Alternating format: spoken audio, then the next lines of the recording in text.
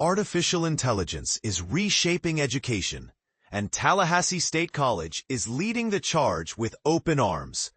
With enrollment climbing steadily for 9 consecutive semesters, now reaching 13,000 students, TSC President Jim Murdaugh credits the college's diverse career programs, including a groundbreaking new degree centered on artificial intelligence, for this impressive growth. Murdaugh passionately believes that mastering AI will equip students not just with technical know-how, but with an entrepreneurial spirit and the kind of skills that will be highly sought after in tomorrow's job market.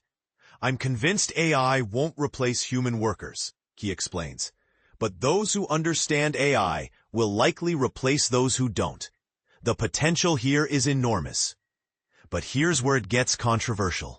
Concerns about AI enabling cheating have sparked debate among educators.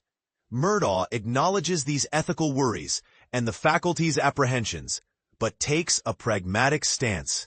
"AI is not a passing trend. It's here to stay," he says. "Instead of resisting it, I've encouraged our team to embrace AI and find ways to integrate it responsibly."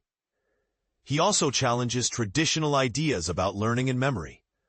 "We don't need everyone to memorize facts anymore," Murdaugh points out. "Life is essentially an open book test. Preparing students for the workforce means teaching them how to locate, evaluate, and critically analyze information, not just regurgitate it from memory." Beyond the classroom, TSC is actively collaborating with employers to experiment with AI applications and gather insights. The goal?